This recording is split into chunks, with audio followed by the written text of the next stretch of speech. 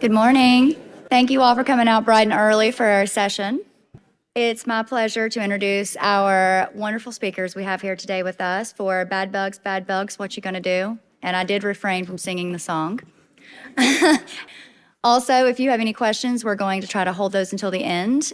Please use the app to enter any of the questions if you would like to do that, and you can just enter the name of the speaker that is specifically for, and then we will have open mic at the end as well and allow time for discussion and questions. Today, our learning objectives, since I was not able to get them to load, are going to be to discuss the impact of antibiotic exposure on future treatment efficacy, describe the therapeutic options for treatment in difficult-to-treat infections with CF, and propose strategies to manage antimicrobial drug interactions while on highly effective modulator therapy. It's my pleasure this morning to welcome Dr. Kim Novak, who is the Advanced Patient Care Pharmacist for Pediatric and Adult Cystic Fibrosis at Nationwide Children's Hospital in Columbus, Ohio. Hey, thanks, everyone. Feel free to get breakfast. If you need refills or anything, feel free to get up and get what you need. So we're going to talk about an interesting case that includes a patient with ABPA. So a lot of us probably have treated a lot of patients over the years with ABPA, but also a patient who has an underlying diagnosis of ALPS. So just a show of hands, how many people have treated a patient with ALPS? Okay, a couple. One at my institution. So, so we'll say one extra since then. There we go. Okay. So I have no conflicts of interest to disclose related to this slide. For this particular presentation, we're going to review autoimmune proliferative syndrome, or ALPS, in the context of cystic fibrosis.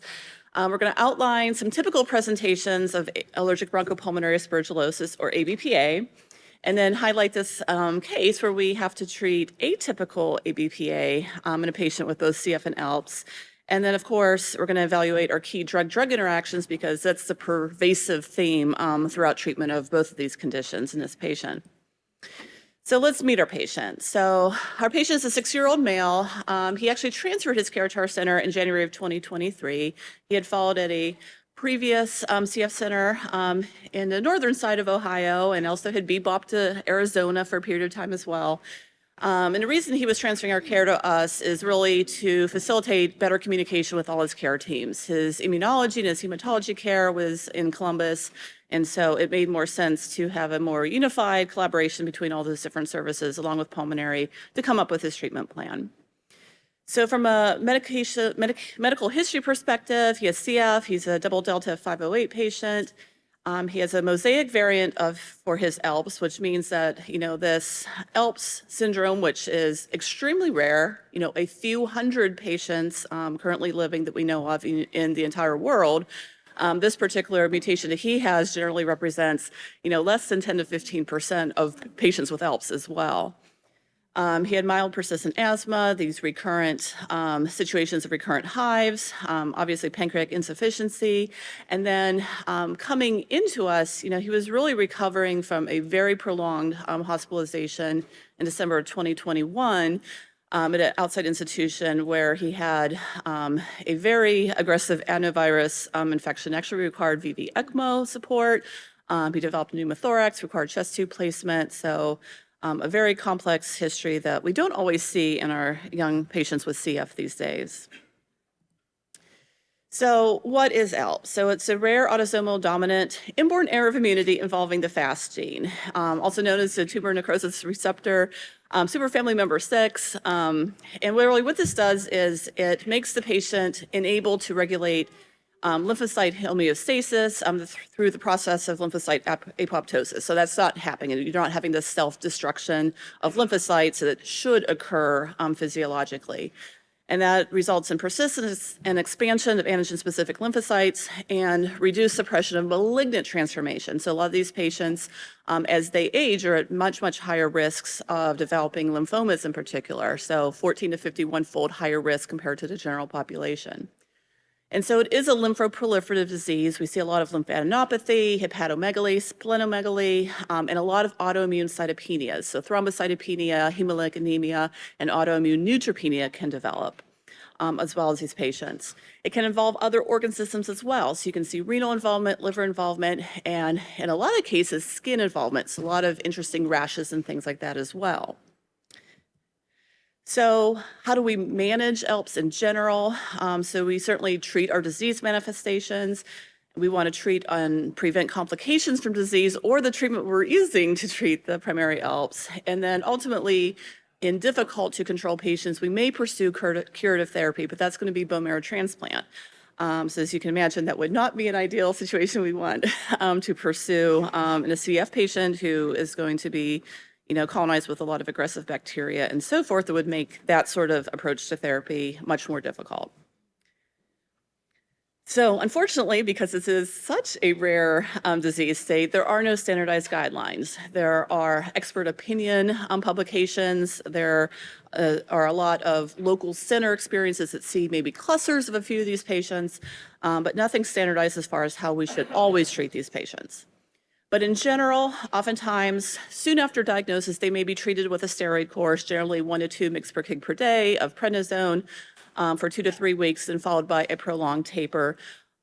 Some patients can respond to this and kind of go into a remission type situation, but there's a pretty high incidence of incomplete response to that. Mycophenolate is often added to those incomplete responders to spare this corticosteroid dose and allow for that further tapering. Doses of 300 to 600 milligram per meter squared per day, but again, not super effective as well. And so most patients will work their way towards using sirolimus as their chronic maintenance therapy, generally 2 to 3 milligram per meter squared per day. Target troughs anywhere between the 4 to 15 range, depending on their particular center's preference. And it is considered to be the most effective for chronic autoimmune cytopenias. So once we start seeing that hemolytic anemia, the thrombocytopenia, the neutropenia, that's usually when they pull the trigger on the sirolimus. If that doesn't work, or if there's an acute cytopenic presentation, they can give IVIG with the prednisone. You can progress to using rituximab with additional IVIG for B-cell replacement. If that doesn't work, we can look at plasmapheresis, bortezomib, and some of those other very aggressive alternative therapies before considering progression to stem cell transplant. So when I first met our little guy, this was in summer of 2023, so he'd been following with us about 6 months. He actually came in through the ED for increased work of breathing and desaturations. He was treated at that point with a routine CF exacerbation. He got a cefepime and tobramycin targeting his Pseudomonas and methicillin-sensitive Staph aureus. We increased his airway clearance. We planned for a 10-day treatment course inpatient. At that point, he was on sirolimus 3 milligrams a day. His trough was 6.7 on admission. His particular goal with our hematology department was 7 to 14. And when reviewing like all of his labs and his chart and everything, since he was a new patient to me, I had noted that on his annual labs earlier in the year when he had transferred to us, he had an IgE level of 2,762. And so, I had many questions like, one, is IgE impacted by ELPS? Because, I don't have a whole lot of experience with this disease state. It can be. It generally is higher than the general population, but generally in terms of hundreds, not thousands. And so I had brought that up with our pulm team on rounds, and I was like, yeah, we should repeat that. That seems weird. Maybe it is his ELPS. I don't know. So repeated it. It came back at 1,111, still high. So I had recommended an ABPA panel at that time. Everybody agreed. Yes, we should, do the routine screening at that point. So we ordered an ABPA panel. He was discharged over the weekend per parental request, so he didn't actually stay the whole 10 days. He completed 6 days of IV antibiotics, transitioned to ciprofloxacin, inhaled tobramycin, and went home. He came to us not on lexicaftor, tezacaftor, ivacaftor, despite qualifying for it, so we had started that prior authorization process inpatient. The Monday after discharge, we got that prior auth, was able to get the script filled at our specialty pharmacy. He was brought back into clinic to do a clinic start and to teach that Thursday. And so things to think about when starting ETI in patients who are already on sirolimus. So ETI can increase your sirolimus levels via inhibition of P-glycoprotein. We've definitely added this onto some of our liver transplant and our lung transplant patients, stabilized on their immunosuppressive regimen.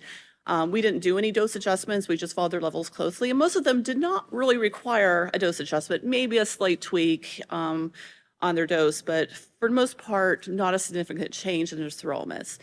So our plan was to continue his 3 milligram daily dose, recheck a level in 3 to 5 days per to family convenience, because this is all outpatient. And if it were stable, we would recheck it in a week and just go from there back to his routine regimen. His first level was kind of as expected, a follow-up level of 4.9. We continued it. His next follow-up level was 17.4, which was quite unexpected considering our experience with our transplant population. His dose was held for 2 days. It was restarted at 2 milligrams, rechecked, it's still 15.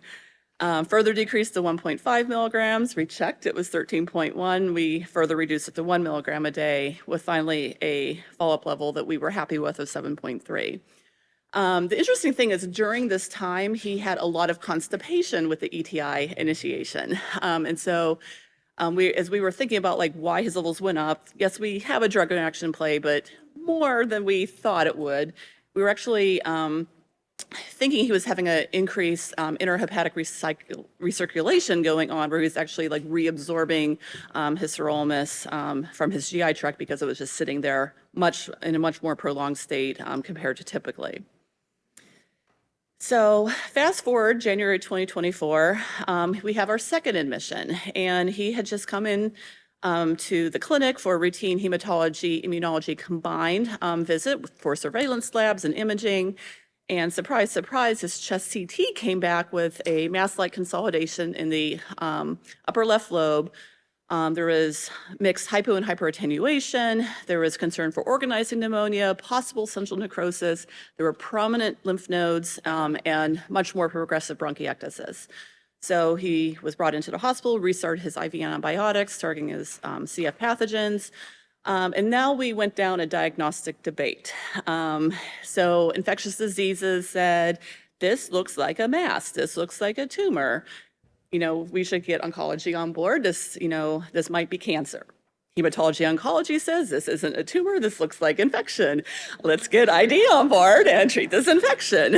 Immunology gets pulled in, they're like, get them both on board and make up your minds. It could be either, we're not really sure. We consulted rheumatology from the autoimmune perspective, and we checked a lot of labs. Nothing really comes back significant in their ends. They're like, just do your thing, figure it out amongst yourselves. So the debate was, do we do a lung biopsy? So, based on where it was, it's not something you can do from a bronch. So is this a cardiothoracic surgery-based open lung biopsy? Can interventional radiology get in to do something with a fine needle? So they are all debating. And then I get pulled in a debate. And I'm like, hey, guys, our ABPA panel was never sent because the patient was discharged over the weekend, lost his line, and we never got our information back. So we had repeated his IgE level. It's now over 3,000. He had persistent eosinophilia with a max of 3,900. So we go down a more intensive fungal workup. So our fungal antibody panel was positive for Aspergillus, weakly positive for histoplasma. It's Ohio. That's pretty common for most of us who probably grew up in that area. His Cryas test was positive for Aspergillus fumigatus. We did a bronch on him. That actually didn't grow anything. They did a universal PCR in the bronch that grew some very wimpy Moraxella catarrhalis. We go down this, okay, we think it's probably infection, but infection with what? So we had actually sent out the ABPA panel at that period of admission, and that was pending. So his follow-up chest CT, it showed progressing. There was a developing pneumatocyl versus cavitation. He completed 16 days of inpatient IV antibiotics, then discharged home to complete a plan for a total of 56 days of ciprofloxacin and amoxiclav. And that was per discussion with ID to treat this organizing pneumonia. So post-discharge follow-up, we get our ABPA panel back, and surprise, surprise, it's positive. So pretty classic for ABPA, at least laboratory-wise. So your typical ABPA presentation, recurrent asthma exacerbations if they have asthma at baseline, episodes of bronchial obstruction, fever, malaise, expectoration of brown mucus plugs, occasional hemoptysis, and bronchiectasis. And those are the things we think about. And so, on our CF patients who fail to respond to, aggressive IV antibiotic courses, 1 or 2 of those, and they're having, progressive bronchiectasis and low PFTs, we should be thinking ABPA. But the one thing we don't always think about is asymptomatic pulmonary consolidation, which can also be a way ABPA presents. And this was a kid that, this imaging was found incidentally. He really wasn't complaining of anything. His PFTs were stable. His CF symptoms were stable. He's doing well on his ETI therapy. And so, I think because we didn't necessarily think about this as being, one of our classic signs of ABPA, we went down some other rabbit holes and kind of got distracted. And so how do we treat ABPA for most patients? So we have an acute treatment phase, which involves steroids with prednisone. We could add in antifungal therapy with itraconazole or voriconazole to spare the corticosteroid dose. This might be important for your adolescent adult patients who have diabetes. They're going to have a lot of blood glucose dysregulation. Patients with severe disease who are presenting with exorbitantly high IgE levels, wheezing, those sorts of things. Patients with refractory disease. So if you've already tried the steroids, we might add that on to see if we can get a better response. And certainly patients who might be in some sort of maintenance phase or in remission who have an ABPA exacerbation where they have a flare in symptoms. Once we get that under control, though, we usually enter a maintenance therapy stage, which might include doing nothing and just monitoring IgE levels and symptoms.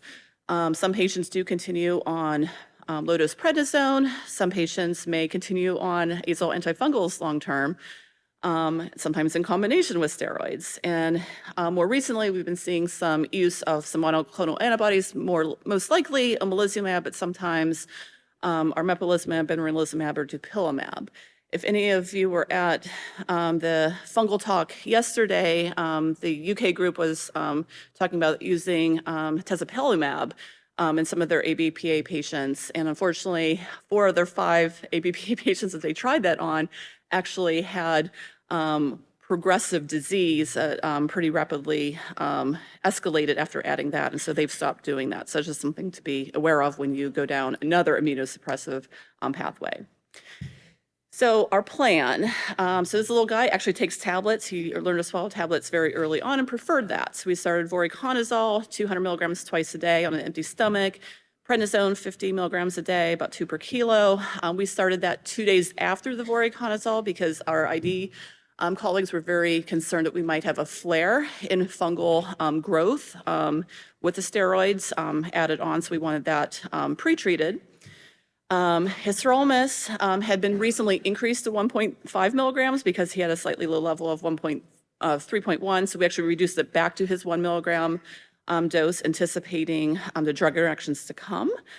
And then we had to decrease our ETI therapy to 2 orange tablets on Mondays and Thursdays only. Again, if you were at that talk yesterday, some of the centers were talking about how for some patients this doesn't necessarily work, that they report more symptoms on the Monday, Thursday dosing or more symptoms on the longer stretch. So, always think about, while this is a recommendation, you might want to use chloride testing to guide whether you're getting the same response on a reduced dose or not, and as well as patient-specific reports. We stopped our ciprofloxacin and amoxiclav, and we added our trimethoprim sulfamethoxazole for our PJP prophylaxis. So to review our drug interactions when we're adding on our voriconazole, we're really impacting ETI therapy. So AUCs increased 2.8, 9.4, and 15.8 fold. So again, we have these dose recommendations, but we have slightly different impact of our 3 components. Sirolimus AUCs increase about 11-fold, prednisone increase as well as increase in fluticasone. But in the grand scheme of things, prednisone, that's our standard dosing. We're using an ABPA. Fluticasone adds a little bit more. It's probably not adding that significantly additional adrenal insufficiency risk and everything, considering we're doing systemic steroids at the time. So our monitoring plan, initial voriconazole trough, at least 5 days after therapy. We're going to grab at sirolimus trough at the same time as our voriconazole level. We're going to recheck our LFTs. We're going to recheck our IgE level 2 weeks after starting prednisone to see if we have that initial response. And then our CBC with diff monthly for monitoring both his ALPS as well as drug toxicity. So his clinical course, we started on February 15th. We grabbed the sirolimus level on the 16th, so that actually reflected at higher dose that he was on prior to us dose reducing with the start of voriconazole, and then started prednisone the following week. So this chart outlines his voriconazole levels, which are in blue. So he initially achieved a therapeutic level on 3 different occasions. So we were targeting 2 to 5 for our levels. His sirolimus levels, which are outlined in orange, did jump around again. So, he had that initial increase to over 14 with that dose. We had reduced his dose further and were able to maintain our levels within goal. And then something happened in April at his follow-up. Everything was just, much lower than expected, undetectable voriconazole level. And so we had to do some investigation for that. But despite those levels going down, we were able to wean our prednisone doses and able to show their IgE level was dropping. So by that period of time where we were wondering about what happened to his voriconazole level, his IgE level was already down to 606. So he was steroid responsive and achieving the levels we were hoping for. Mid-March, Mom started to report roid rage, as she was very insistent on further reducing his steroid doses. And then she started complaining that his skin was acting up again. So remember, this kid has recurrent hives, lots of derm involvement over his brief life so far. And so she was reporting flaky and kind of a darker red skin. It wasn't itchy. He had dry, cracked lips. It sounded classically like a phototoxicity reaction with voriconazole. So everybody kind of agreed with that. Derm also agreed that that's probably what was the case, even though the kid was not outside. It was gray, overcast spring days in Ohio. But we changed him to posaconazole and with, pretty soon resolution of those symptoms. We were able to continue weaning our prednisone, and our follow-up levels still struggled to get therapeutic levels with our posaconazole for about a month. And we had really found that despite him being 6, he was given his tablets to take. Mom assumed he took them because they weren't there, but he was hiding some of them. So we had to reintroduce some directly observed therapy with our 6-year-old who was getting a little cranky with his medications. And once we did that, we were able to reestablish our therapeutic levels for both our posaconazole and our sirolimus. We continued to wean our steroids, and then early September, we're already down to 206 on prednisone, 2.5 milligrams every other day. And so these are his CT findings. So the one on your left in January is when that was his surveillance CT scan with that very large mass that positive pharmacist signed. We can all see that.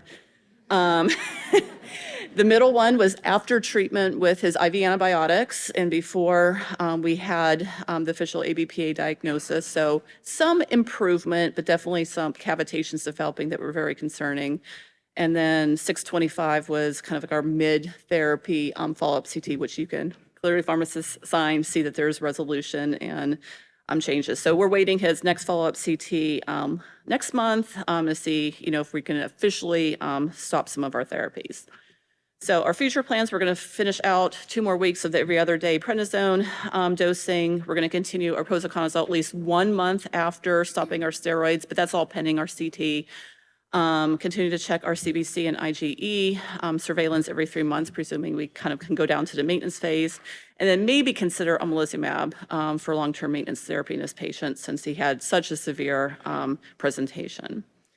And so really your takeaways are, successful management of these complex drug interactions and kind of interacting disease states as well is possible as long as you have good multidisciplinary team collaboration and really designated roles of team members. Early on we had, more communication challenges because we have basically 3 attendings communicating plans. We have a couple of pharmacists communicating plans.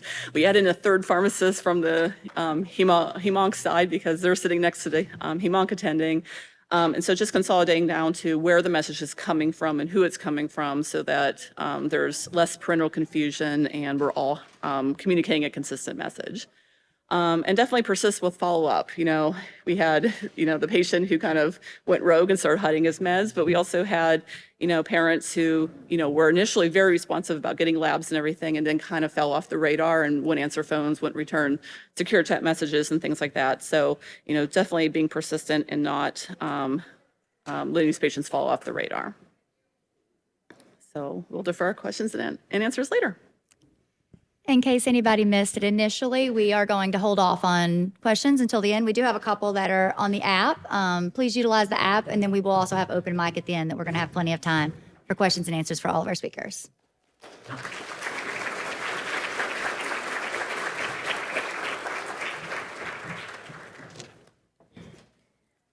Our next speaker is Ms. Holly Ann Jacobs, and she is a clinical pharmacy, pulmonary pharmacist at the University of Utah Hospitals and Clinics. She works directly with the Adult Cystic Fibrosis Center and the Lung Disease Center.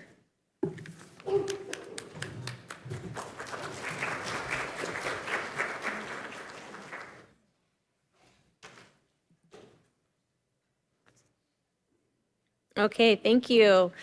So today I'll be presenting a case of a patient who initially presented with Mycobacterium avium intracellular complex and how we treated that, but she had an extensive history of treatment with Mycobacterium abscessus prior to that.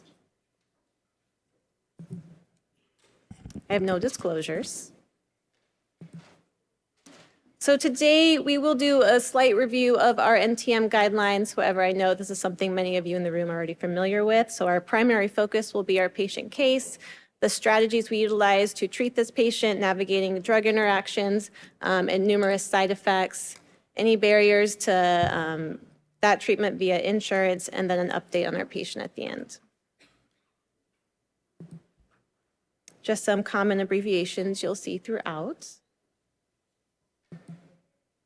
So our patient, she is a 31-year-old female with cystic fibrosis. We first met her in the fall of 2015. She was an adult diagnosis. Her whole entire childhood, she struggled to gain weight, struggled with chronic infections, and then finally at the age of 21, her local MD decided to test her for cystic fibrosis. Her sweat chloride came back at 96, and as you can see, she was Delta F508 homozygous. Surprisingly, she had a fairly stable FEV1 of 95% when we first met her. We quickly found that she was pancreatic insufficient with a fecal elastase of 18, and she had a chronic history of colonization with Pseudomonas aeruginosa and MSSA. Her first hospitalization with us was in October of 2015, and we later got her started on lumacaftor ivacaftor in February of 2016. At that time of diagnosis, we also started all the standard airway clearance and pancreatic enzymes and chronic azithromycin and multivitamin. So her first hospitalization, she came in at 84%. We got her back up to 96%, targeting treatment for Pseudomonas, but this is also when we get our first positive AFB. And throughout the presentation, you'll see many slides like this and just highlighting that yellow was positive and our negatives are highlighted in white. At this time, it is not M. abscessus, it's only MAC. So we discontinue azithromycin. She later gets started on lumacaftor ivacaftor, and we don't see this come back, and she does very well in that first year with our center. She gets married, she has her first baby, no other hospital admissions during this time. She remains on her modulator throughout her entire pregnancy and has a healthy delivery and maintains a stable FEV1 in the 90s. But then we see this change in 2017. Her AFBs become positive again, but this time for Mycobacterium abscessus. We get 3 cultures in a row consistent with this result. And with that first culture, we do send off susceptibilities to National Jewish to get that extended panel. We also see a change in her symptoms. So she has been fairly stable, and then we suddenly get a new onset of symptoms in May of 2017, where she presents with hemoptysis, night sweats, chest pain. She's got increased cough and sputum production, headache, joint pain, and just a completely new disposition of her prior stable history. But luckily, her FEV1 is still stable in the 90s. But due to this new onset of symptoms, we make the decision to initiate treatment for her mycobacterium, and we hospitalize her. So I know many of you have seen this diagram numerous times, but just as a reminder, When we are initiating treatment, we have our initiation phase, usually consistent of multiple IV antibiotics, and our patients may be on this regimen for anywhere from 3 to 12 weeks, making sure you have your baseline CBC, CMP, monitoring your antibiotic levels, audiology exams, and EKG due to the potential toxicities of the agents you may be using. And then, of course, your much longer continuation phase where you're trying to maintain up to 4 antibiotics on board during that time while we are waiting for her to convert to a negative sputum. This was our first susceptibility report that we received. Not too bad for M. abscessus. We think we can select a regimen to get her started on through these results. But do we get any insurance barriers? We're really lucky when we're considering treatment for her. She has a really lovely commercial plan that just happens to be easy to play with. We had no issues initially getting her on Lumacaftor, Ivacaftor. Her insurance is contracted with our home infusion pharmacy at the university, which is really convenient. As many of you may experience, you can just contact the PharmD and the home infusion pharmacy. They email you, they Teams you if there's an issue, and just streamlines that care for that patient. So what do we start? So we admit her to the hospital. She stays for 2 weeks, and we start cefoxitin, amikacin, oral minocycline, and we add back that azithromycin. She does really well in the hospital. All her baseline exams were unremarkable. She has no issues, and we discharge her 14 days later on that same regimen. So just a review, we first met her back in 2015 when we had that positivity for MAC.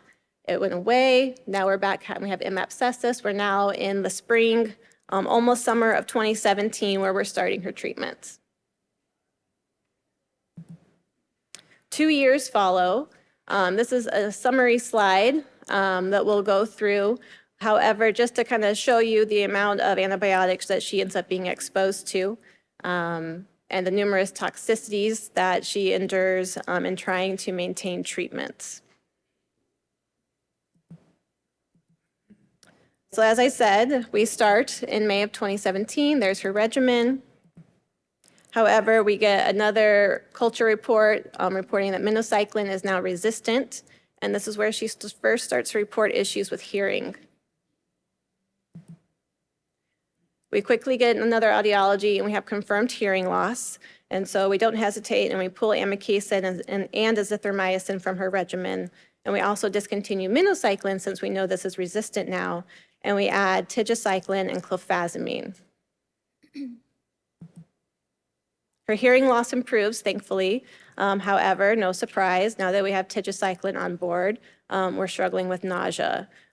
We throw almost every anti-nausea medication we can at her, but she's limited in utilizing them due to drowsiness that she experiences from some of them. And if you remember, she has a newborn baby at home.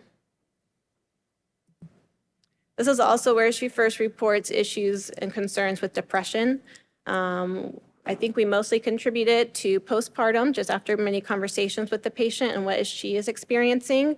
But you also have to wonder, she is a new adult diagnosis. She's known she's had CF for 2 years now, and we're hitting her with some of the hardest therapies that our patients have to endure. Due to the nausea, we discontinue tigecycline, and we also start treatment for depression. She goes for a while on cefoxitin and clofazimine. She needs a little break from IV therapy with the tigecycline, and we try to determine what our next steps will be. And so we add moxifloxacin and doxycycline to her cefoxitin and clofazimine. Initially, she does okay on this regimen, but she reports that the moxifloxacin and doxycycline are also making her nauseous and causing headaches. We give her a break from that, and she says she improves, so she later on discontinues those. We also get the approval for tezacaftor, ivacaftor, so we discontinue lumacaftor, ivacaftor, get her started on that. She does really well. We start at full dose, but 6 weeks later, she starts to report headaches with that, and we contribute that to now the interaction potentially with clofazimine, now that clofazimine has been on board long enough. It's probably built up to a steady state in her system, and so we reduce her Tez-Iva dose. And those side effects resolve. Okay, now we're in June of 2018. Like I said, we had to discontinue the moxifloxacin and doxycycline, and we attempt to now add back amikacin and tigecycline. Her audiology exams have all been normal. She's continued to get those throughout treatment. And so we think maybe just with the amikacin on board and not the azithromycin that we can give this another go.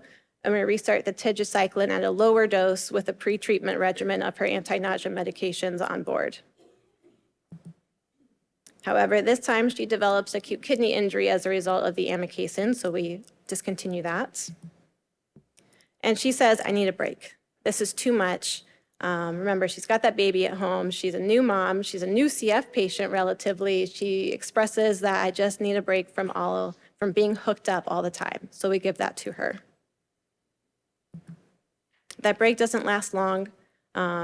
She ends up admitting to the hospital shortly thereafter, where we reinitiate therapy. We attempt amikacin again, this time giving her fluids prior to each infusion. We add back our cifoxetin, we add back our clofazimine, and then we add 2 additional oral agents with minocycline and linezolid, hoping that if we have enough antibiotics on board, that they will work in conjunction together to treat her infection. Hearing loss occurs. We don't even wait for the audiology reports. The moment she reports symptoms, we pull amikacin right off of her regimen. She develops arthralgias, which she contributes to the linezolid, so we discontinue this. And she, once again, requires another hospitalization. And at this point, you can see that treatment is really starting to take its toll on her and her family. And she's also expressing that she would like to have a second child, in which we cannot continue any of this treatment regimen should she become pregnant. So then we decide to formulate a plan of how can we safely get her off of therapy, considering that long half-life of clofazimine. We don't want that on board only. And so we make the plan to discontinue treatment, start nebulized amikacin in conjunction with the clofazimine. And actually, she stops the clofazimine later on and continues the nebulized amikacin for up to 3 months, where she discontinues therapy altogether. And we go back up to full dose Tez-Iva at this time.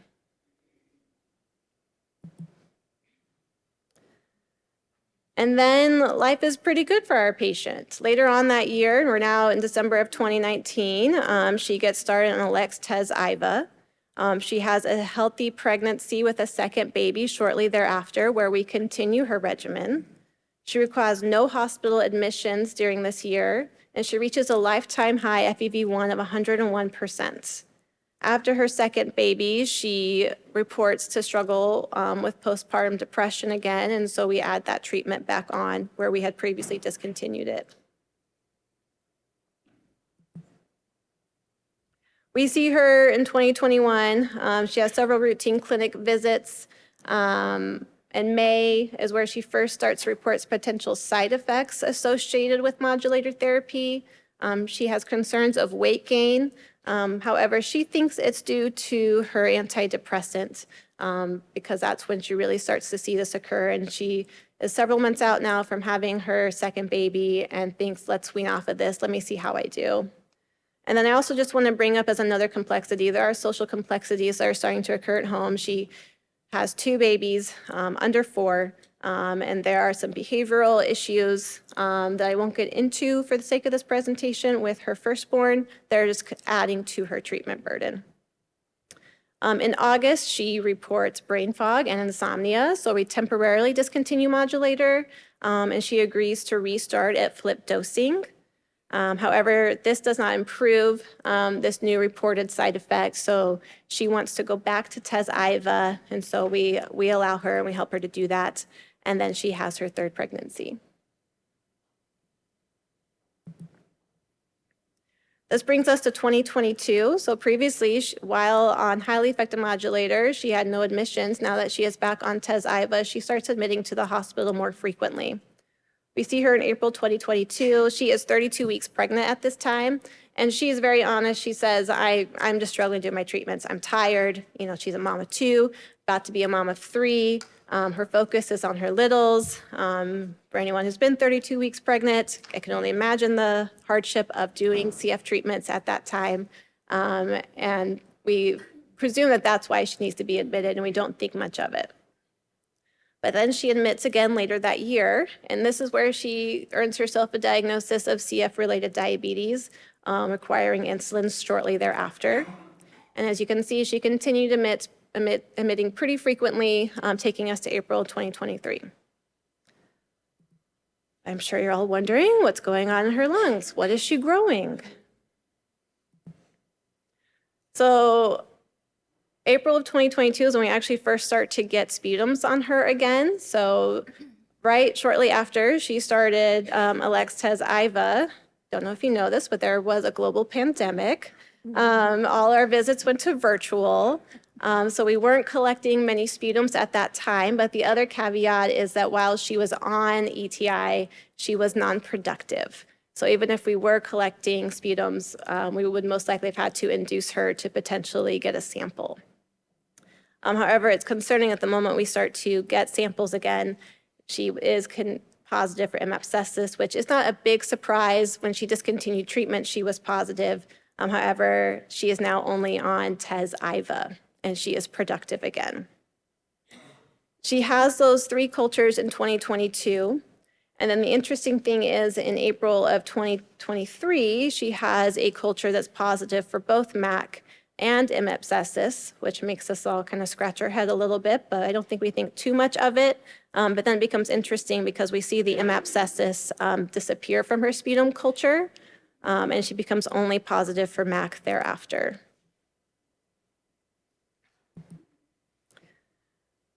So once again, I'm sure you've all have seen this picture before. How do you treat MAC? Usually it's your standard 3-drug regimen,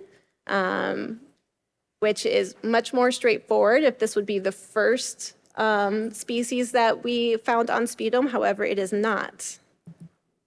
So what do you do? Does she have a co or mixed infection? What does the data say? Is there data in CF for this type of treatment? And then we also have a patient with an extensive history of various antibiotic exposures, treatment failures, toxicities, which is really going to limit our treatment options here. And this is a busy slide, but just kind of outlining when you go to the literature, there's really not a lot of information. There are reports of a mixed infection or patients going from one NTM species to the other. However, all this data is primarily in bronchiectasis patients, primarily female patients, 60 years and older. And there's no real consistency of how clinicians approach these patients. Did they change which treatment modality they utilized? Did they focus on one species versus the other? And so I think in these cases, just using good antibiotic stewardship and following your cultures is probably our best bet. Some things I did take away from these studies is that it seemed that clofazimine was more commonly initiated, as well as nebulized amikacin in this setting of treating M. abscessus, which is consistent with how we have approached our patient previously. And there are reports of patients, so say converting from MAC to M. abscessus and vice versa. And so this brings us to June of 2023. She comes to clinic. She has a 2-hour visit, primarily with one of our pharmacists and our center director on how we can approach treating her. We review treatments for MAC and what that might look like. There are some new therapy options that we could consider utilizing. And then there's also an in-depth conversation about considering starting highly effective modulator again. She has her husband at this visit. They take in all the information and we say, go home, talk it over, come back and tell us how you would like to approach. She comes back in July of 2023. She is sick at this time and needs to be admitted to the hospital, but she also agrees that she would like to restart ETI, but at a reduced dose, and she also wants to treat the MAC. These are our sensitivities that we got from that April 2023 culture, primarily focusing on the M. abscessus component of that culture. As you can see, it's now highly resistant, which is not a huge surprise considering all the antibiotics we have tried to throw at her. But we feel like based on our sensitivities and based on what she tolerated, we actually see a little light in the darkness. We think we can do this. We have a treatment regimen that she should be able to tolerate.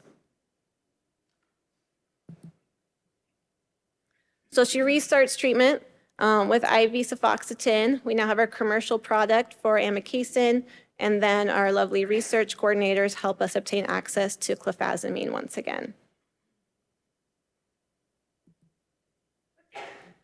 We get a culture back now when we only have the MAC growing, no longer the M. abscessus, and once again, we feel confident with our treatment choice. These antibiotics should also target this. We are, once again, really lucky with her insurance. We have switched her modulator back and forth several times, and thanks to our technicians keeping up on those prior authorizations, they go through each time with no issues. The prior authorization for our commercial nebulized amikacin goes through considering the extended history that she's had prior. She qualifies right away. Once again, still contracted with our home infusion pharmacy, making that IV therapy run smoothly, and then our study team helping with access to clofazimine. How is she doing? So she actually has not been admitted since that July 2023 admission. She continues on her adjusted dose of ETI.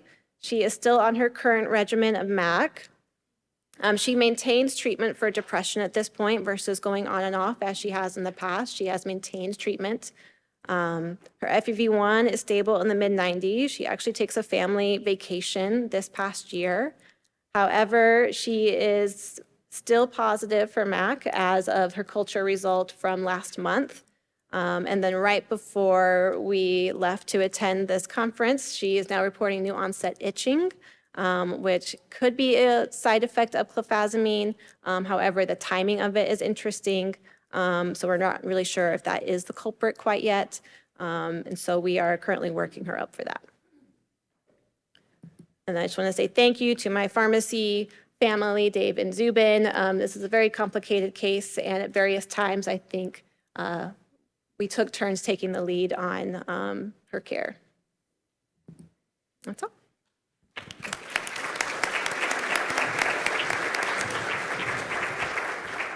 And again, just a reminder to use the app for questions, and we will address all of them at the end with each speaker. Okay, next up is Miss Margaret Poisson. She is a pediatric clinical specialist at the Children's Hospital of Georgia in Augusta. And she is a 2013 graduate of the University of Kentucky College of Pharmacy. Please welcome Margaret.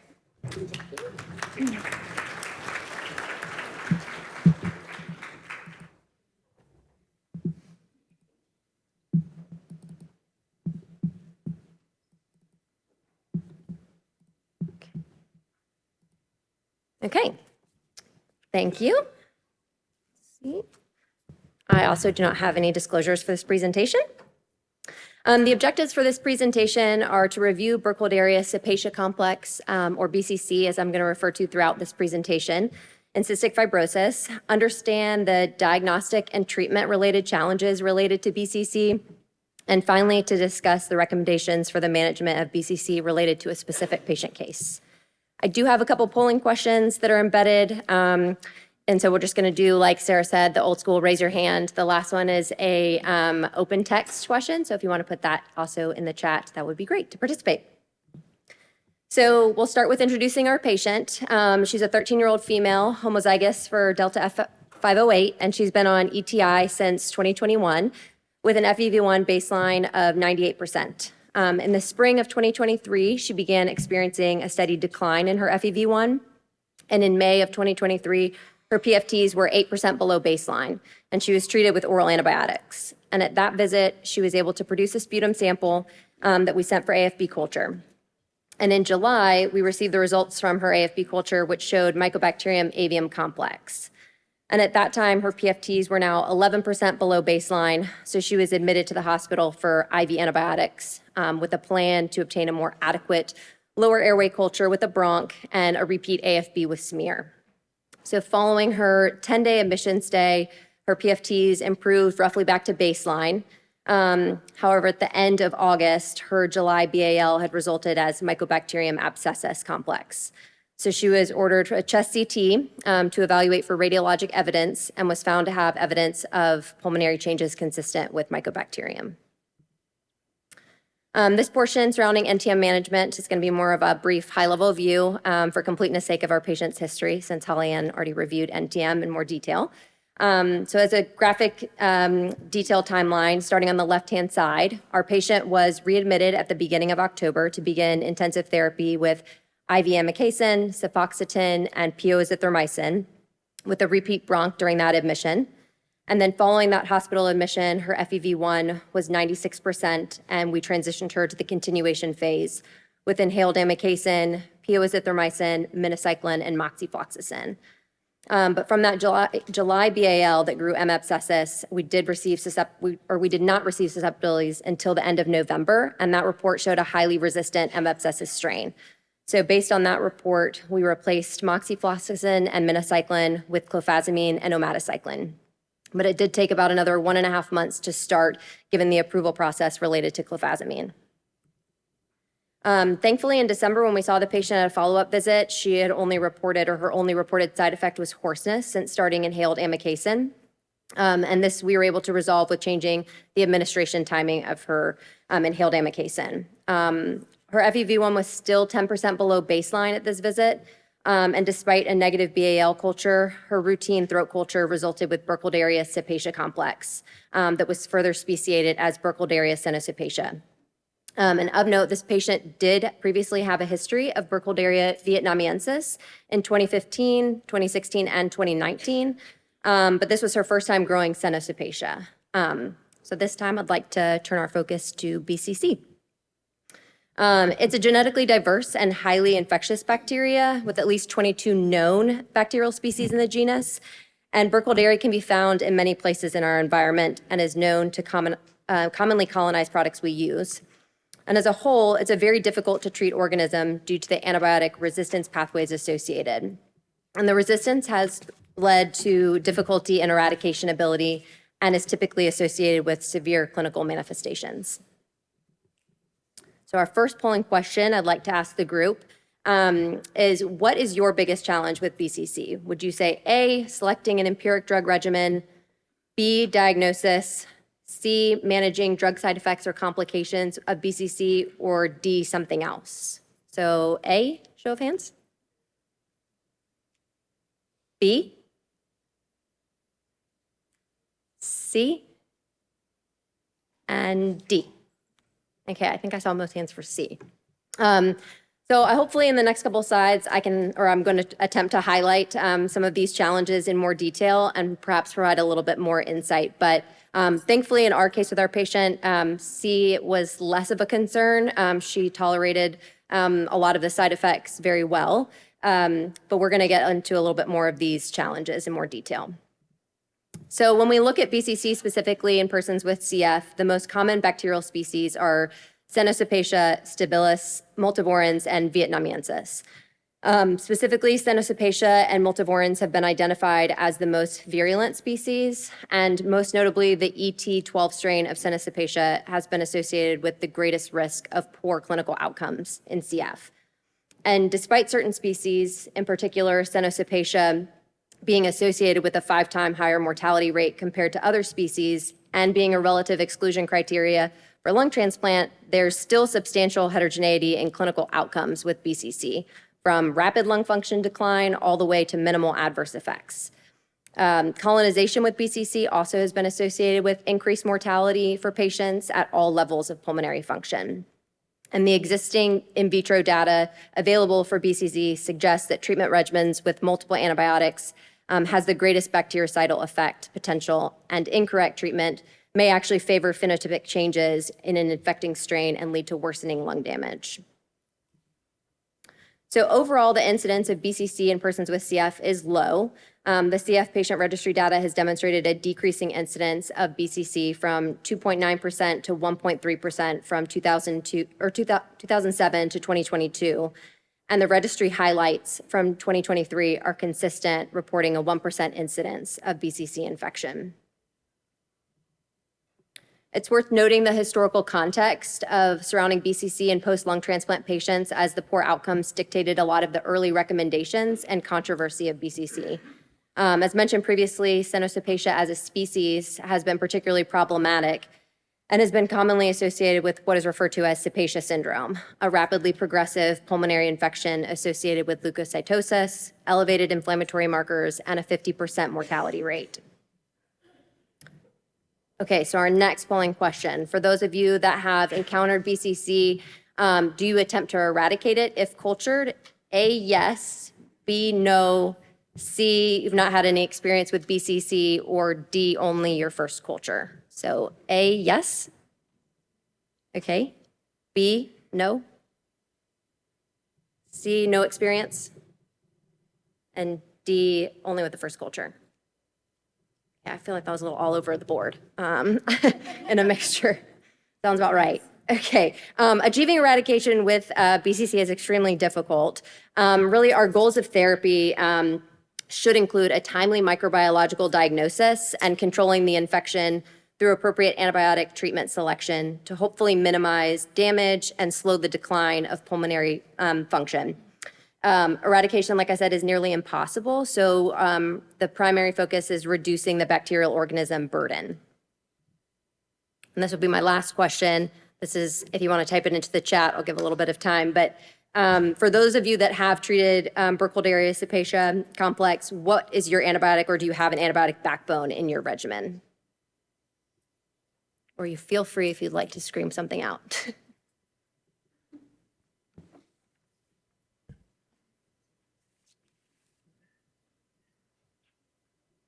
Anybody putting anything in there? No?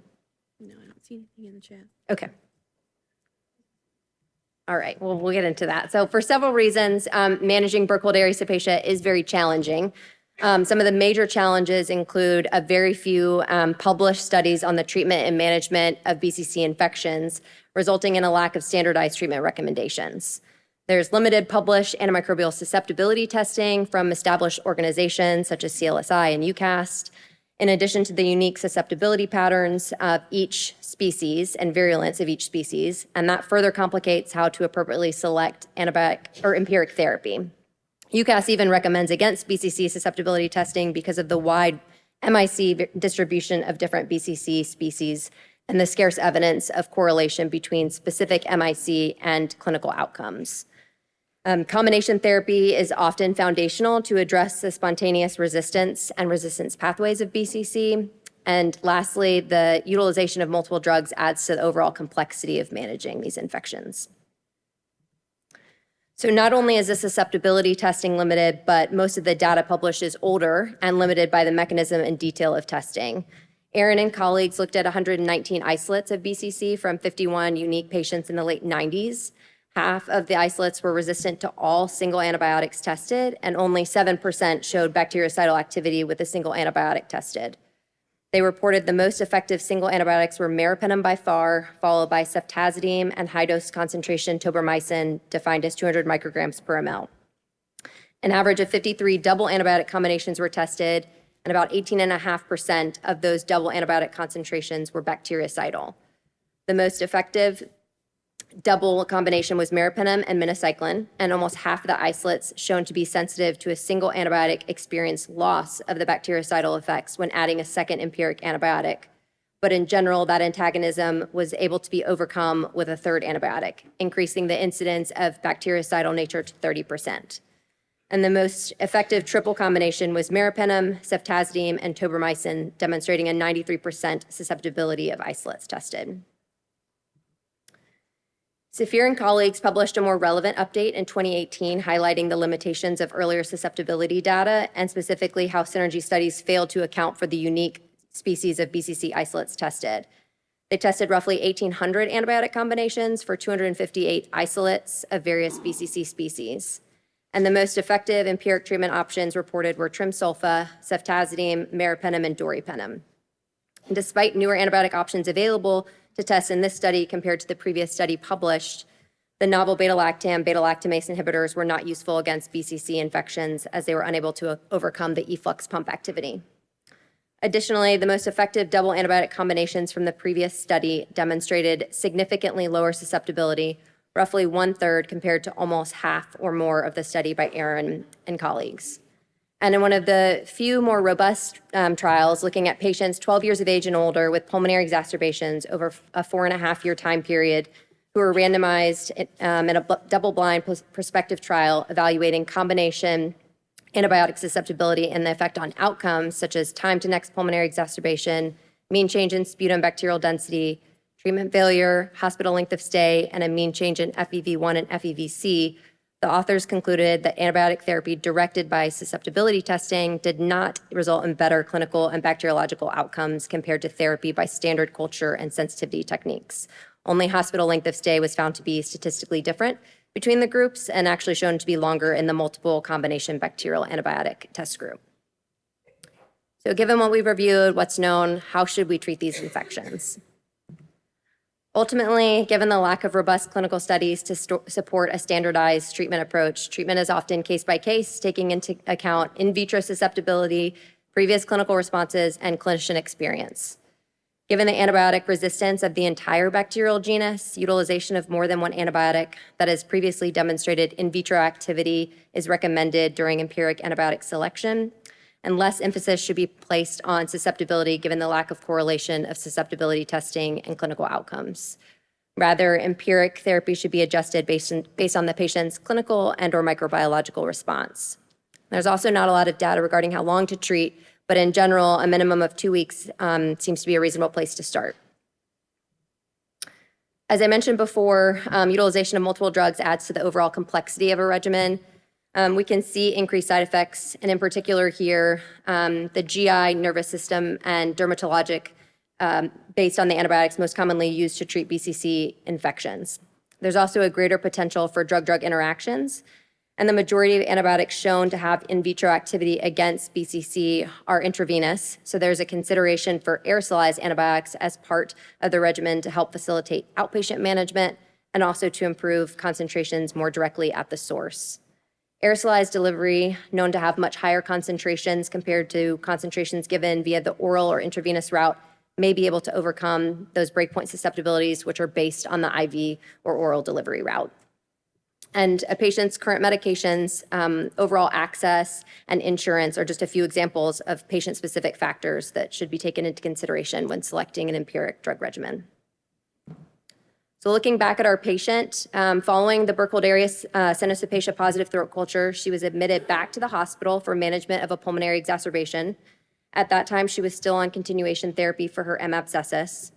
We chose to add trimsulfa at roughly 6 mg per kilo of trimethoprim twice daily orally in addition to IV meropenem. Meropenem is typically the backbone of treating BCC infections at our institution, and we wanted to select 2 antibiotics from different antibiotic classes to optimize multiple mechanisms of activity. At the end of that admission, her FEV1 was back up to baseline at 98%, and her BAL was negative. At her most recent June clinic visit, we had a new FEV1 baseline, but unfortunately, her throat swab was positive again for Burkholderia Cenocepacia.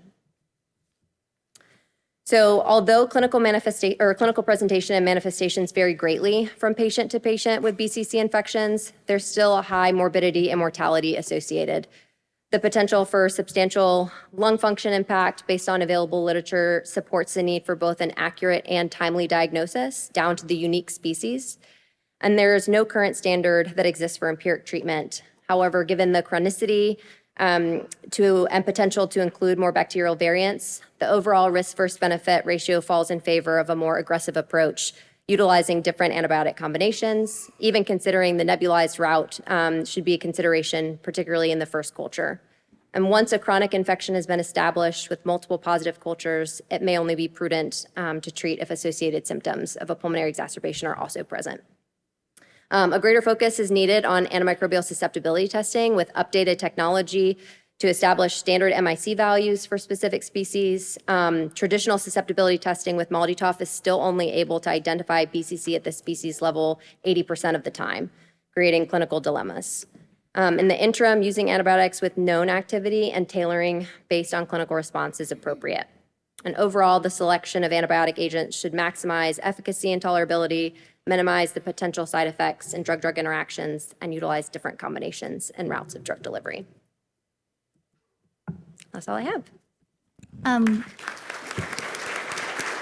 Thank you.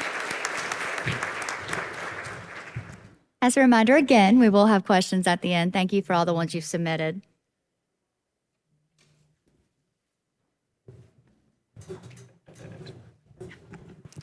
And lastly, I'd like to welcome Dr. Stephanie Dollemeyer. She comes to us from Kansas City, Missouri, where she is the clinical pharmacy specialist in pulmonary medicine at Children's Mercy Hospital.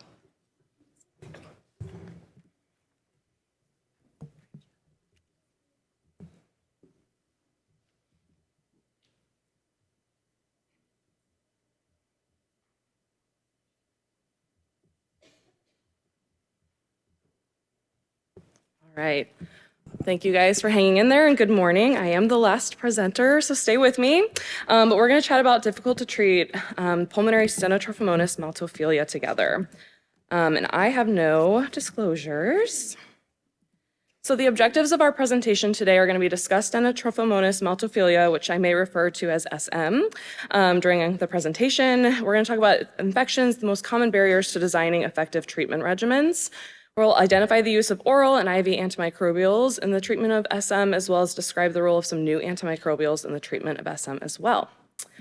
I do want to introduce our patient case that we'll refer to later, but we're going to chat about a 10-year-old female with pancreatic insufficient cystic fibrosis. You can see her 2 CFTR variants on the screen, and she is not eligible for CFTR modulator therapy based on her genotype. In the previous 12 months, her respiratory cultures have been positive for methicillin-resistant Staph aureus, Pseudomonas aeruginosa, as well as stenotrophomonas maltophilia. In the previous 12 months, she's also had 3 hospitalizations due to pulmonary exacerbations. All of these were preceded by failed outpatient treatment with an oral antibiotic choice, which we've used minocycline, levofloxacin, and linezolid for this individual. Her inpatient treatment regimens for all 3 of these were IV tobramycin, IV levofloxacin, and IV vancomycin for an average treatment duration of 21 days. During these hospitalizations, this patient has been noted to have really slow improvements in FEV1 % predicted, incomplete resolution of cough and sputum. She continues to not have a very good appetite, as well as fatigue. During one of these admissions, we also trialed a 5-day course of prednisolone with really just no benefits noted. Her discharge FEV1 ranged from 80 to 87% throughout these 3 admissions, and her baseline is around 90%. We'll come back to this patient case after we discuss more about SM, but as we're all familiar with, people with CF commonly develop chronic respiratory infections with opportunistic bacterial species. Long list there, but really the focus we want to talk about today is stenotrophomonas maltophilia. Unlike Pseudomonas, where we have a lot of information, it's well described in people with CF, we just don't know as much about SM and its impact in people with CF. So stenotrophomonas maltophilia, it's an aerobic gram-negative bacillus, ubiquitous in aquatic environments. It does or can produce a biofilm. It does primarily affect individuals with underlying lung disease, and it is typically considered less pathogenic than other nosocomial bacteria. And while the classification of SM as a pathogen in lung disease remains uncertain, most research does highlight its negative impact on pulmonary function in people with CF, and we'll take a look at the literature in a little bit. Because I was limited on time, I did want to start with a review article that was published in 2023 regarding stenotrophomonas, specifically in people with CF. So this was a systematic review of the literature published from 2000 until 2022. They started off analyzing 184 records, but only 15 of them met their inclusion criteria. And so 15 articles were included, as well as data from patient registries of the following countries on the screen. The focus areas for this systematic literature review was looking at the prevalence of SM in individuals with CF, risk factors for acquiring SM, impact on lung function, as well as therapeutic strategies. So first, just a peek at like the geographic distribution and the prevalence of SM in people with CF was analyzed mainly based on the national registries from countries with high prevalence of cystic fibrosis. So some registries over time have shown increased prevalence of SM, while others have shown decreased prevalence. So for example, patients from North America, the prevalence of the bacteria right now is 5.6%, which has declined from a previous reported prevalence of about 13% in the years of 2006 and 2016. The paper also wanted to try to identify risk factors, which ultimately remain still unclear, but some studies suggested younger age, lung function decline, use of multiple antimicrobials, exposure to oral corticosteroids, as well as Aspergillus co-infection. I have included 5 articles looking at the effect of SM on lung function. So I've included the author, the year it was published, the study design, the number of people with CF included, as well as the author's conclusions. So we're just going to briefly go through these, but the first one in 2004 was a cohort study, as well as including CFF patient registry data, our biggest number of people with CF included. And this study found no association between SM and decreased lung function. In 2011, we have another cohort study that their study conclusions was that chronic SM did lead to significantly larger decline in lung function. In 2012, we have a single center retrospective review that showed that chronic SM infection does not affect FEV1. In 2014, another retrospective review that showed a significant correlation between low FEV1 and SM-positive respiratory cultures. And then the last one that I included was from 2017, so a single center retrospective review that showed accelerated lung function decline with Stenotrophomonas maltophilia. I did want to note that all of these were prior to highly effective modulator therapy and ETI approval, and not much has been published since then. So really the treatment of acute and chronic Stenotrophomonas maltophilia infections remains unclear. There's no clear guidelines to guide us for treatment. And it really remains uncertain whether the treatment of acute exacerbations or utilization of long-term suppressive therapy is effective, specifically for Stenotrophomonas in people with CF. We have several agents that have available antimicrobial activity against Stenotrophomonas maltophilia, and we're going to talk about all of these individually throughout the presentation. Before we do that, I just did want to summarize some of the treatment challenges associated with Stenotrophomonas that does make it pretty difficult to treat. So the first one being, we've already kind of talked about, that it's unclear if SM is a true pathogen or not. So those 5 articles that I included, 3 of them felt or saw that there was an association with lung function decline, while 2 of them did not. SM is often part of a polymicrobial infection in people with CF. We have limited evidence for efficacy. And then what I find interesting is the resistance mutations that limit antibiotic options. We're going to really focus on the first 2. So an L1 and L2 beta-lactamases render most conventional beta-lactams ineffective against Stenotrophomonas maltophilia. So L1 specifically hydrolyzes penicillins, cephalosporins, and carbapenems, but I do want to highlight it does not hydrolyze S-trionam. And then L2 basically hydrolyzes everything that's a beta-lactam.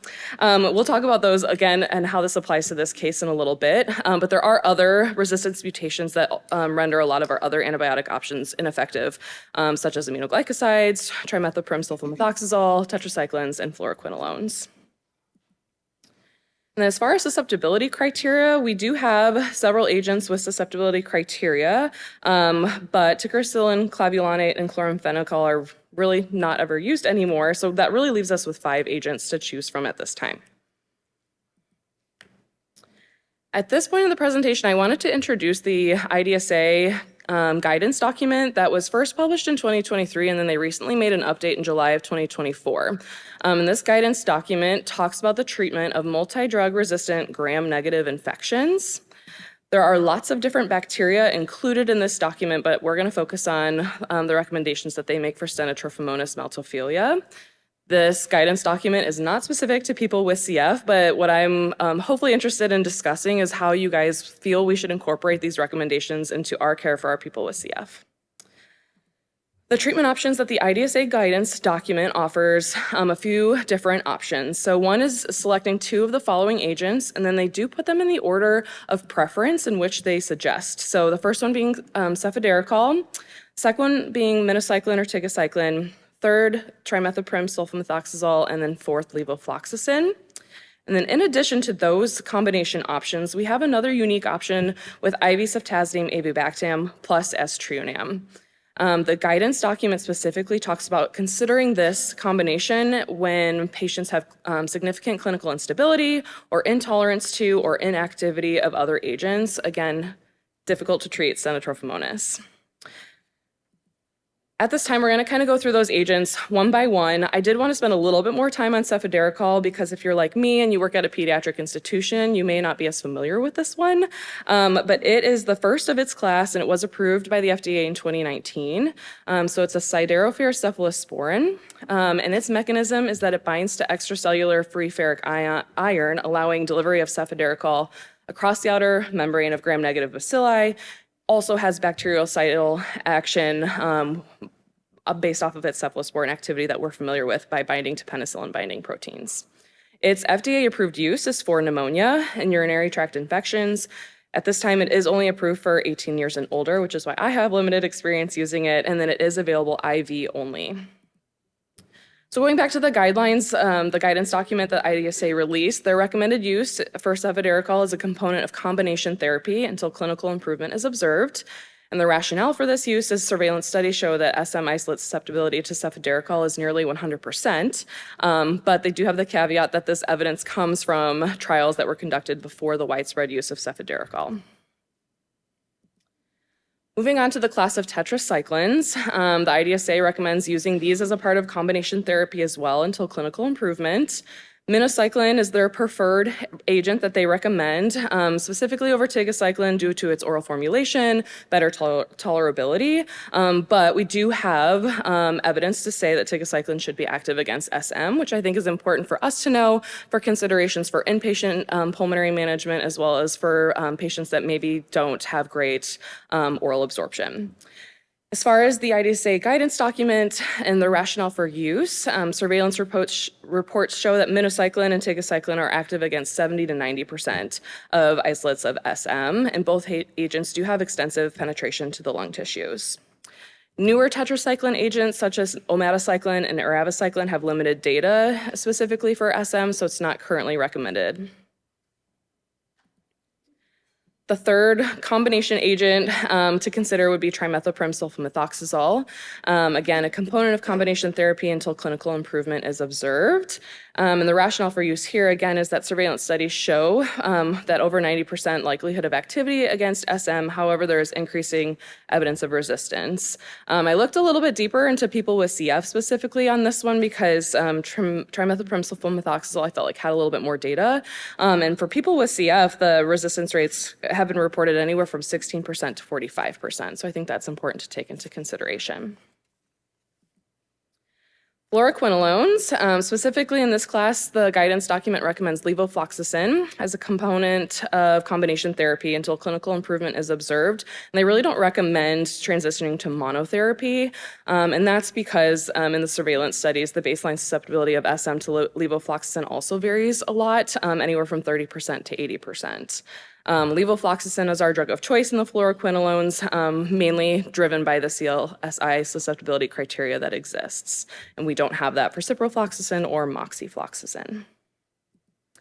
The IDSA guidance document does talk about ceftazidime monotherapy, and they strongly do not advise ceftazidime monotherapy. And the rationale really is kind of going back to those resistance mechanisms that we talked about, that those L1 and L2 beta-lactamases render ceftazidime ineffective, and only 30 to 40% of SM isolates are susceptible to ceftazidime. And then this leads me to talk about the unique combination of ceftazidime avibactam and aztreonam. Again, the IDSA document recommends this combination in people with critical illness or intolerance or inactivity of other agents. And this combination specifically overcomes the activity of both of those L1 and L2 beta-lactamases. So although L1 hydrolyzes ceftazidime, it does not with aztreonam, and L2 renders ceftazidime and aztreonam ineffective, but avibactam, our beta-lactamase inhibitor, inactivates that. And so with this combination of these three agents, there's good activity against Stenotrophomonas maltophilia. I did provide some dosing and what we considered for our patient that we're going to bring the case back to. I did want to comment on a few other logistics with this combination. So these two agents are Y-site compatible, and it is recommended by the IDSA document to consider extended infusion over 3 hours for both agents. Monitoring considerations would be close monitoring of the hepatic function panel, and if you see significant transaminitis, consider backing down, especially if you chose to do every 6 hours to go at every 8 hours and continue to monitor. In my opinion, the limitations of this is that there really is minimal data in people with CF that I could find, and I actually had issues with IV compatibility in our patient case that we'll discuss. So bringing it back to our 10-year-old female with pancreatic insufficient CF who's not eligible for CFTR modulator therapy, this is just a reminder of what she typically cultures, so MRSA, Pseudomonas instead of Trophomonas maltophilia. Her previous regimen included IV tobramycin, IV levofloxacin, and IV vancomycin, with that average treatment duration of 21 days. And so based on the limited improvement during her previous pulmonary exacerbations, the treatment strategy that we chose was doing the combination of estrionam and ceftazidime avibactam based on these new guidance documents, as well as continuing her vancomycin for MRSA coverage. You will note that I did not choose to do the 3-hour infusions in this particular case, and that was because vancomycin is not IV compatible with estrionam and ceftazidime avibactam, and this patient also had limited IV access. So this is the regimen that we chose to go with. So in addition to her IV antibiotics, her airway clearance was increased from her home regimen to 4 times daily, and all of her other maintenance medications for CF were continued. A brief overview of her hospital timeline. So on day 1, her FEV1 was 75% predicted and her weight was 24.6 kilos, and we did get baseline liver enzymes or AST and ALT. On day 3, we repeated spirometry and her FEV1% predicted was at 81%. On day 6, we had a new weight and noted 2 kilograms of weight gain, which was huge for this patient, and we did repeat a hepatic function panel. Mild elevations, it was less than 2 times the upper limit of normal. On day 7, her spirometry was repeated again, and she was up to 94%, which was considered her new best or new baseline. And then day 9 was actually the day of discharge, and her FEV1 plateaued at around 93%, and her AST and ALT were stable. So this treatment approach for this individual resulted in a more robust and timely improvement in cough and sputum production. So as a reminder, previous exacerbations were on average 21 days of treatment, and with this treatment regimen, she was able to go home on day 9. Her spirometry improved more rapidly in comparison to her previous 3 hospitalizations, where her admit FEV1 was 75%, and by day 6, she was at 94%. A weight gain of 2.9 kilos was documented through this 9-day admission, which was huge for her. She's very reliant on her G-tube and struggles with weight gain. And also importantly, on the day of discharge, she was symptom-free. So she had gotten rid of her daily cough, her sputum production, and her fatigue and appetite had improved. So overall, my summary for this presentation is that comprehensive studies comparing the effectiveness of agents for treatment of SM in people with CF are notably absent, especially in this era of highly effective modulator therapies. And the IDSA guidance document does recommend a few different treatment strategies for Stenotrophomonas-related infections. I was also going to do an audience poll that's not working, so we're going to do a little hand raising as well, but would love to get anybody's input if you want to put it in the comments on what you think about the IDSA document and how we should apply this to people with CF. So just to get a feel for what other people are doing at your centers, as like a standard practice, does your CF center attempt eradication of Stenotrophomonas? So answer A is yes upon identification on the first culture. B, yes, but only if persistent positivity. C, no, we don't utilize CM or SM eradication. And then D is other. So who would raise their hands for A? See a few. What about B? 1 or 2. C?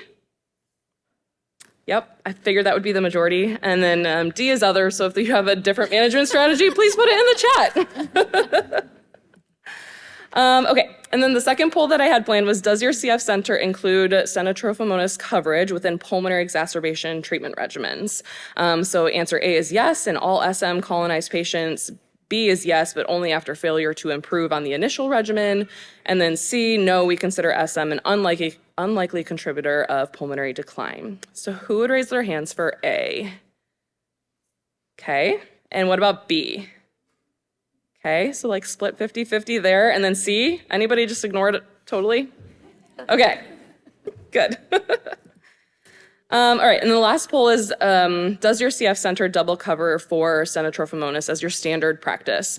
So A is yes, always with a combination of the antibiotics we discussed in this presentation. B, no, we only utilize a single agent, or C, maybe it's other. So who would raise their hand for A? I see a few, okay. And then B would be no, single agent, okay. And then again, if you have an other strategy, please put it in the chat. And I guess I did have one more. I was just curious, has anybody ever utilized this combination of ceftaz, avibactam, and astrionam for the treatment of SM in people with CF? So raise your hand if I guess you've used this combination before, and hopefully it was as successful as it was for us. Cool. Well, that was everything I had, so I guess it's time for Q&A.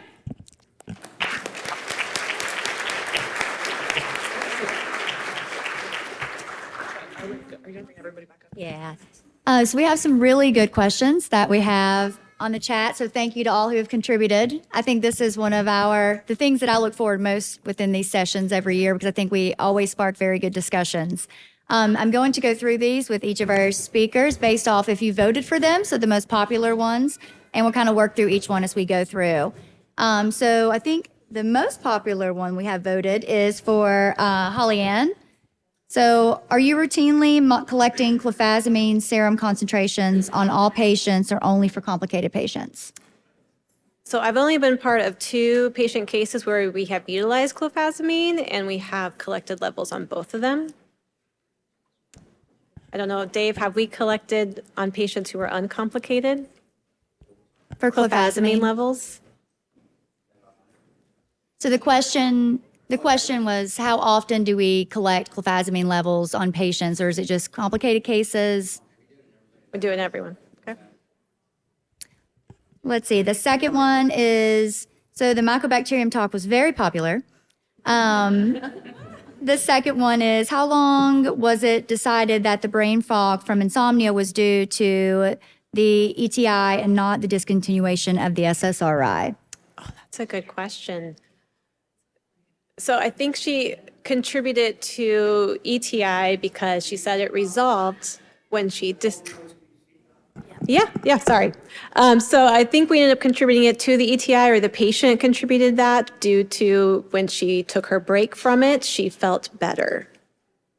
But that's one of my questions as well, because she had a lot of social complexities. She had the depression. Was it the ETI or was it other factors? So this one is for Dr. Novak. Do you have a specific IgE goal to reach prior to stopping antifungals during maintenance phase?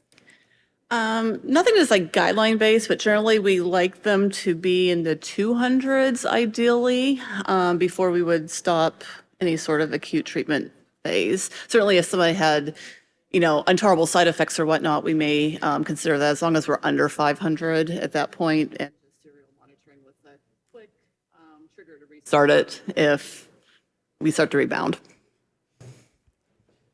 And the next one for Margaret. Have you utilized nebulized ceftazidime or meropenem for the treatment of BCC? If yes, how are you obtaining coverage and dealing with those side effects? No, have not had to utilize those routes for those drugs. We do have a handful of patients who have Burkholderia, and I would say that most of our patients that have it do really well with the initial empiric regimen and the admission, but they also continually grow it. So we just have a handful that are, now chronically colonized, but do well during their admission, at least to get back to somewhat of their baseline. So haven't had to utilize those other routes. Another for Holly Ann. Any discussion yet on the duration of antibiotics if the patient continues to grow MAC throughout the treatment regimen? Oh, that's a good question. I don't think we've reached that point of discussion yet, but I could see us getting to that point. I know we've had a handful of other patients when ETI first came out who were on treatment, who we later on discontinued, even though they had positive cultures, because they were feeling so improved and their FEV1 was so improved. So we could reach that point. I don't think we have yet. So for Margaret, do you have recommendations on how long to continue empiric treatment if a patient responds well, knowing that our goal is to reduce bacterial burden, but that prolonged therapy can contribute to resistance of preferred agents?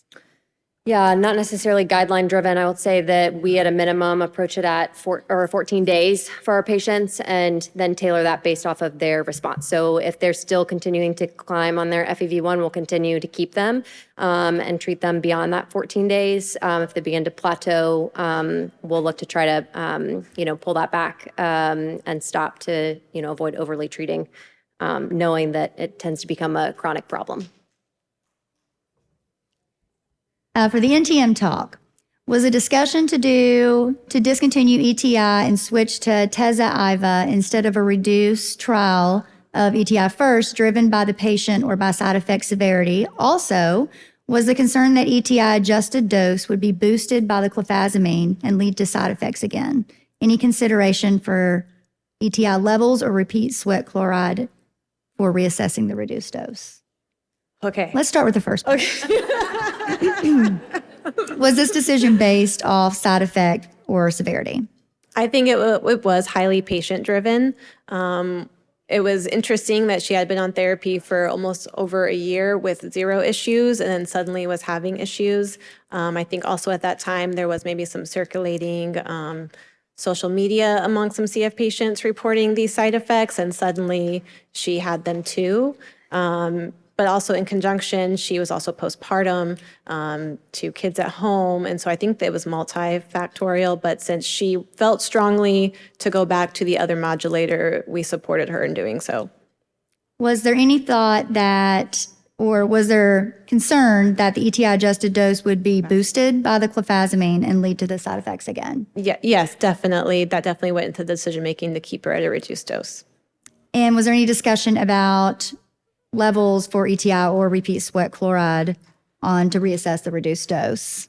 Dave is shaking his head yes at me. Yeah. We did consider. So the response there for anybody, or for anybody's listening online, is the difficulty of getting ETI levels at labs and how to obtain them and where to obtain them, and then also payment for repeat sweat chloride testing, which is, I think these are very difficult and valid concerns.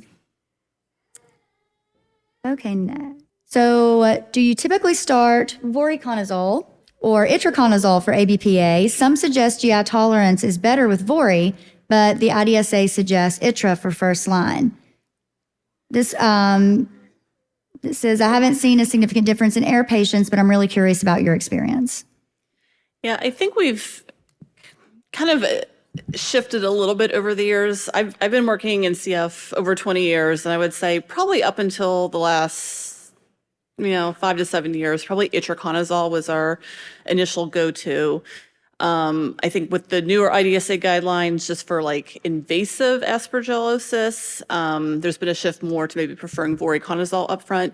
But I think with ABPA, it really goes back to, why does your patient have ABPA? So there are some patients who just have more of the allergic response because they're exposed to it in the environment, but there isn't necessarily a seated infection there. Versus like the patient I presented where there was clearly an obvious, aspergillus infection that was very localized. So I think if you know your patient has actual infection with aspergillus, I think probably voriconazole would be the more empiric way to go. But if it's more just, hey, we have positive IgE levels, we have a positive panel, we don't have persistent aspergillus or even any aspergillus sometimes growth on culture, then you may be able to start with itraconazole at that point. You do have to think about, particularly with ETI therapy, the complexity, because voriconazole is empty stomach. And then we want to have our twice a day, granted it's going to be once a day, twice a week, but, separating those out, making sure what is being on empty, what is being with food. And that could be very complex for patients versus, the patients who do itraconazole capsules can take it with their high fat meal on the days that they're going to take it and everything, and might have it be able to correlate and be able to do that more readily at home as well. So lots of things to consider, probably more in the patient specific aspect. This is a new question that just came up, which I think is a very valid question that many of us kind of run into on a regular basis. But what situations are clofazimine levels used for? They say they use clofazimine routinely in CF and non-CF MAC, but they can't do levels. Oh, boy. Can you say that again? So what situations are clofazimine levels used for? That they routinely utilize clofazimine in CF and non-CF MAC, but they don't do levels, or I guess they don't have the ability or know the labs where they can obtain levels. And what would be the approach there, and how do you all handle that? I think Dave is jumping up. Dave's grabbing the mic. Not on it. I'm going to do my best to summarize that. Utilizing National Jewish Medical Center for clofazimine levels is typically what I think majority of centers will do. It's 2 hour post level, I think. 2 to 3. 2 to 3 hour post level, and then adjust based off that. Tried to shorten that summary. Yeah, the response from the audience, for anybody online listening, is that in the UK, they are running into difficulty finding centers that are able to actually utilize and run the levels. So hopefully this will increase communication to be able to use that more widespread. Come on. I was going to say, come on, Dave. Grab a mic. So, whoop. You're on. You gotta go really close. Okay, so kind of to answer your question a little bit, when we first started using it, we did 50 because that was the recommendation, and we got levels, and none of the people were therapeutic. So when we did 100 milligrams a day, people were therapeutic. So we now start at 100 milligrams a day, start there first, and get levels, and then we haven't really had to adjust. Yeah, I second that. I think we started at 100 as well because we were kind of seeing the same thing. Let's see. Yeah, we do need to, this is also a good example of we need to be publishing these things so we all can utilize this information with each other. So a new question, thoughts on pulse steroids for ABPA versus long-term prednisone?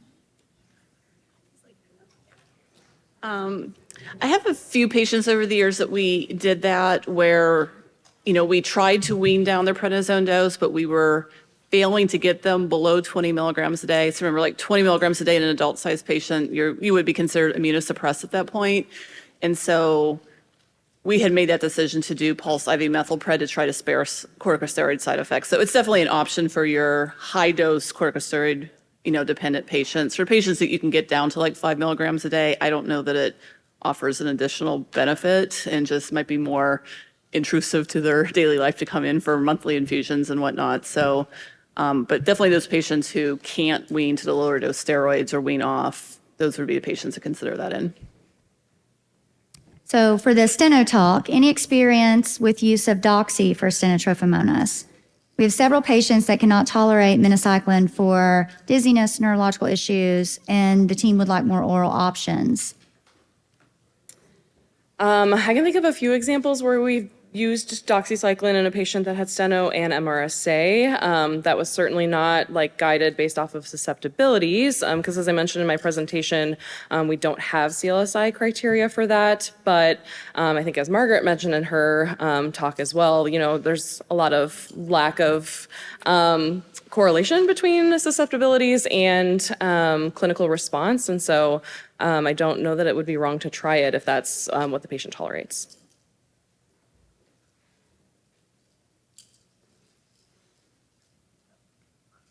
Any experience utilizing biologics, or can you speak to this, Dr. Novak, for the treatment of ABPA?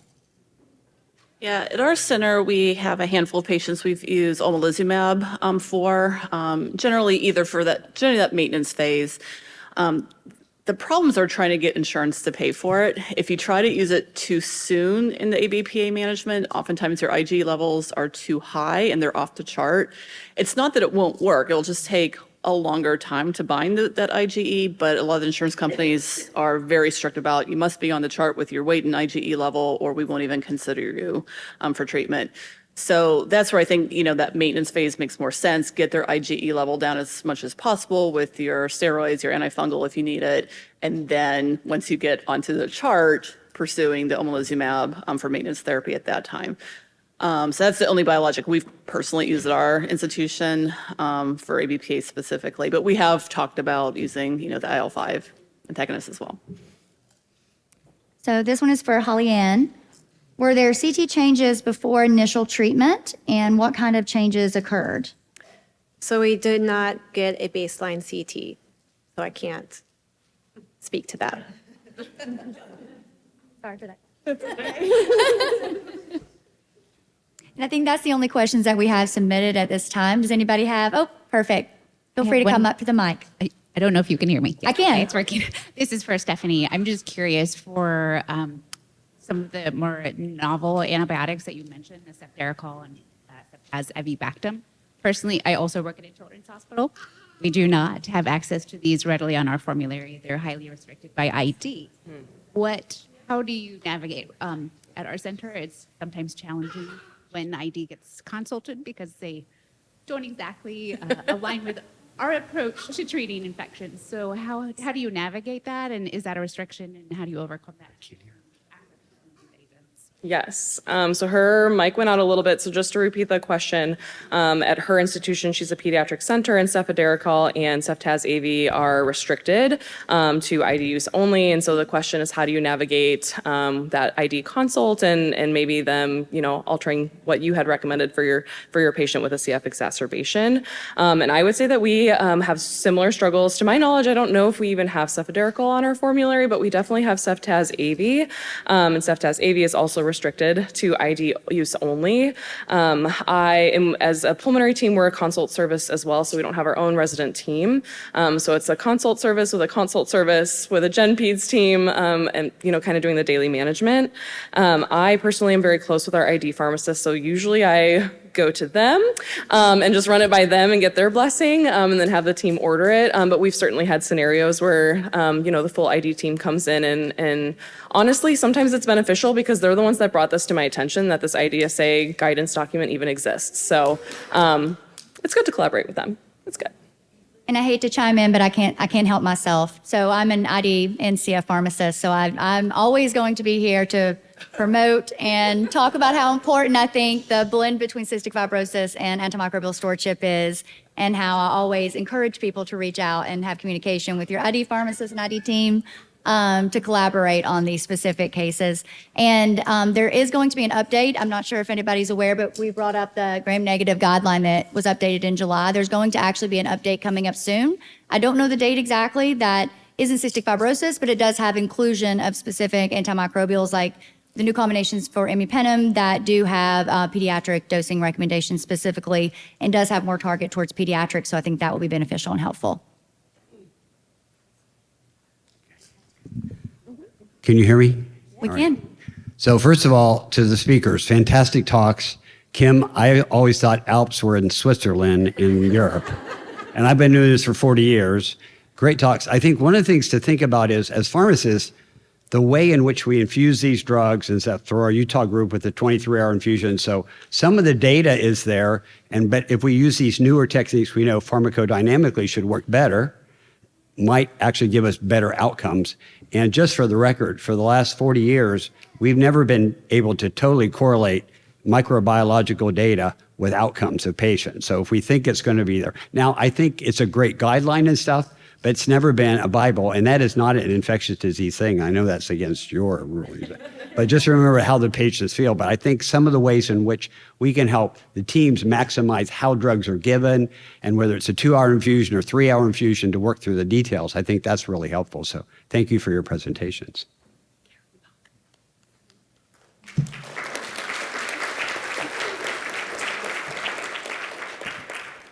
Hi, my name's Taylor. I'm the peds pharmacist at Johns Hopkins. This is more of a comment than a question, just because you brought up that there's going to be new guidance on the imipenem, cilastatin, relebactam. I've only used it in one patient, but I've used it in repeated courses. And I just want to make everybody aware that tolerability can definitely be an issue. So for our patient, we do also, based on our ID team being heavily involved in those guidelines, we do double dose. So we do 1,000 milligrams of the imipenem instead of the 500, which is on the FDA labeling. But we had a patient that was on 8 milligrams of Zofran Q8, 10 milligrams of Reglan Q6, and unable to be awake, so nauseated, got added on, Benadryl, which is not something we use a lot in our CF patients, and really, really struggled. And as soon as we were able to switch her antibiotic, we actually had to desensitize her in the ICU to cephalosporins to kind of switch, then she did a lot better. So it definitely, from the physical therapist standpoint, they were like, we can't get this individual out of bed. We can't do the airway clearance. Like, we think it's hindering our process. So definitely a great antibiotic when you have really multi-drug resistant Pseudomonas, but tolerability can definitely be an issue, and it was something I was not expecting. That's a really good point. I think that's absolutely something that we all have to factor in and think about. And the other important thing too is with, again, how important ID stewardship is, as well as ID and CF together, again, we may not be driven by some of these decisions based off microbiological data and response, but a lot of that is just communication between the teams, because we know this patient, we know that if we change them to ceftaz-avibactam, they improve, even though we can't show you that with the culture results, we know that. So I think that communication is very important. Is anybody using a prepotent in those cases? Yeah. I have as well, yeah. Yeah.